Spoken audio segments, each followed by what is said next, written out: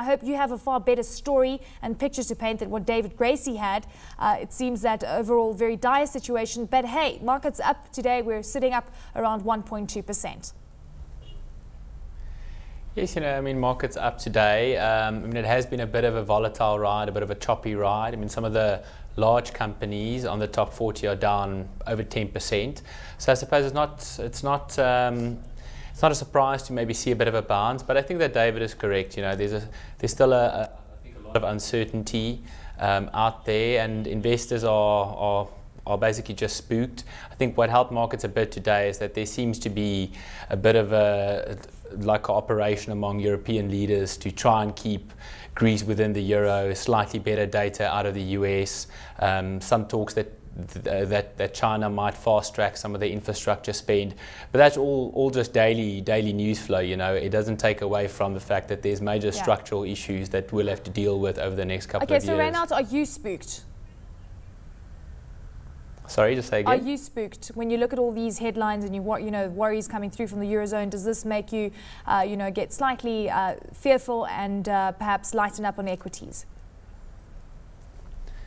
Yeah, look, I think the time to be, or the time was to be very cautious. I think on the equity market was more towards the beginning of the year. The market rallied very strongly in January. It entered February on a very good note, and then kind of markets started to peak, and that was probably the time to have lightened.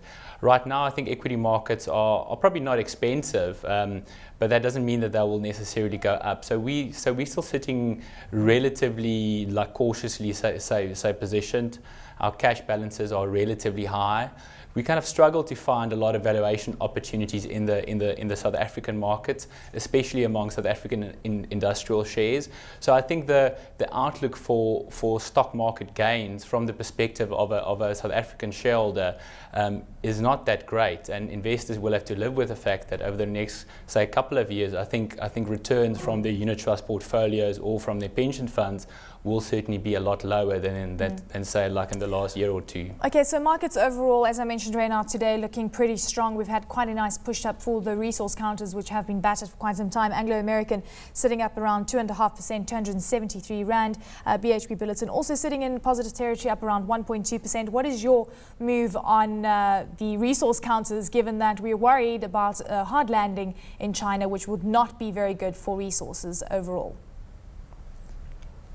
Look, I think one can certainly make the argument that they're probably not expensive. Most of the PE multiples of those companies tend to range from 7 to 9 times, which is not very high. However, I would argue that the level of commodity prices are still quite high, and you can kind of see that in like the profit margins that the companies are basically earning now. It's still well above, I suppose, normalized levels. So if you normalize for that, the companies are perhaps not as cheap, but I won't classify them as necessarily very expensive. So the question is now, do you buy it if you're kind of nervous about global growth and hard landing in China, etc.? And the answer is probably not in the short term, because cyclical companies and especially the resource counters do not tend to do very, very well. However, I think from the perspective of maybe a longer term investor, there is maybe value to be had. But if we do see, I think, major systemic risk maybe in like Europe and a hard landing in China, I would argue that there is certainly a lot further downside for those counters. We had MediClinic out with results today. We saw revenue increasing by around 18%, and we know the company is focused pretty much on its external and global operations. Rhynhardt, what is your view on this sector? Do you think that it's relatively defensive and also a very good play? Look, it is a defensive sector, and it's certainly a sector that has done very, very well.